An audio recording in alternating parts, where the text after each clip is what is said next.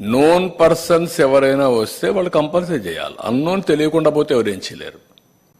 Identify చేసే వ్యవస్థ మన దగ్గర లేదు కాబట్టి వాళ్ళు వెళ్తే అది వేరే. కానీ వెంకటేశ్వర స్వామి దగ్గరికి వచ్చిన వేరే మతస్థులు అయితే నోన్ పర్సన్స్ ఉంటే they have to sign, nothing wrong in it. అంటే బీజేపీ చెప్పిన ఇది ఉంటే కూడా అండి, మీకు పర్మిషన్ ఇచ్చారా బీజేపీ కానీ రాజకీయ పార్టీలు కానీ రాజ్యాంగం కానీ మీరు పోవడానికి? అక్కడ సాంప్రదాయాలు గౌరవించద్దని ఎవరన్నా చెప్పారా మీకు? బ్లాక్మెయిల్ చేయడం ఏంటండి? నేను వేసింది మామూలుగా అక్కడక్కడ ఉంటే మంచి వ్యక్తులు ఉంటే అన్ని రికమెండేషన్లు డిఫరెంట్గా వస్తాయి, ప్రాసెస్ చేస్తాం, చేసినప్పుడు మంచి వ్యక్తులు వేస్తాం. దాంట్లో ఎవరు తప్పట్టారు, ఎవరు తప్పట్లేదు. మీరు వేసింది 50 మందిని జంబో చేయడం అయి తప్పు. వెంకటేశ్వర స్వామిని రాజకీయానికి ఉపయోగించడం తప్పది, వ్యాపారానికి ఉపయోగించడం ఇంకా తప్పు, ఇంకో పక్క పైరువులకు ఉపయోగించడం ఇంకా తప్పు. అవన్నీ చేశారు. ఎవరండి ఆ జాయింట్ ఈవో? ఎందుకు ఈవోగా పెట్టారండి జాయింట్ ఈవో అని? ఏ సర్వీస్ అండి? One of the premier service. TTD అనేది ప్రీమియర్ సర్వీస్.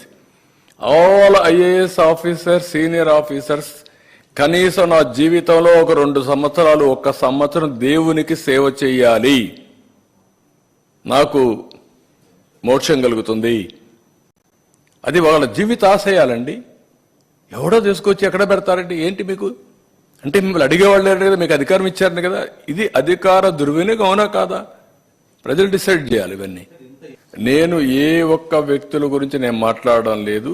సాంప్రదాయాలు, రూల్స్, కొద్దిగా అక్కడ జరిగే అవకతవకలు, ఆ విషయాలే మాట్లాడుతుంది. దీంట్లో ఎవరు ఇన్వాల్వ్ అయినా వాళ్ళందరిపైన చట్టపరంగా యాక్షన్స్ ఉంటాయి.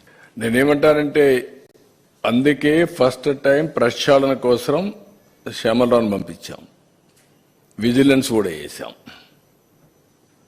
ఇంత మునిపే. తర్వాత ఇది వచ్చింది కాబట్టి ఇప్పుడు సిట్ వేసాం. ఇవన్నీ కూడా 2 విషయాలు ఇక్కడ మనం గుర్తుపెట్టుకోవాల్సిన అవసరం ఉంది. వెంకటేశ్వర స్వామి పవిత్రతకు దెబ్బతినకుండా ఏ పని చేసినా విత్ ఇన్ దట్ పర్వ్యూ ప్రక్షాళన జరగాలి, పవిత్రతకు భంగం కలగకూడదు. ఈ నోటీస్ ఇచ్చారా? అదే అడిగింది. నీకు నోటీస్ ఇచ్చారా? పోవద్దన్నారా? ఎవడన్నా చెప్పారా నీకు వచ్చి నిన్ను వెంకటేశ్వర స్వామి టెంపుల్కి పోనేమని చెప్పారా? What are you talking? నేను ఎందుకు చెప్పాల్సి వచ్చింది? ఇప్పుడు ఇవన్నీ చెప్పకపోతే డిఫాల్టర్స్ అవుతాం, లేకపోతే నేను చెప్పాల్సిన పని లేదు ఇప్పుడు ఇవన్నీ. అంటే వీళ్ళు ఏ అబద్ధాలు చెప్పినా కండెమ్ చేయకపోతే అబద్ధాలే నిజమైపోతాయి. That is where I'm concern.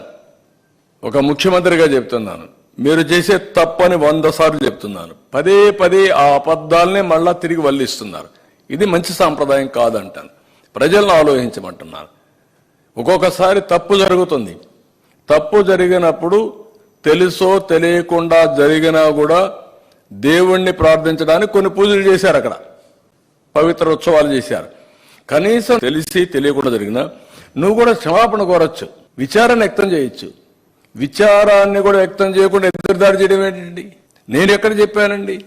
ఆ రిపోర్ట్ ఏదో వినిపిస్తున్నా, దానిపైన సిట్ వేశాను నేను. అతనే కాకుండా రాష్ట్రంలో ఉండే ప్రజలందరికీ, ఎందుకంటే ఒకసారి కొంతమంది ఫాలో గారు కాబట్టి అబద్ధాలు చెప్తే పదే పదే కొంతమంది అయినా నమ్మతారనే ప్రయత్నం చేస్తూనే ఉన్నారు.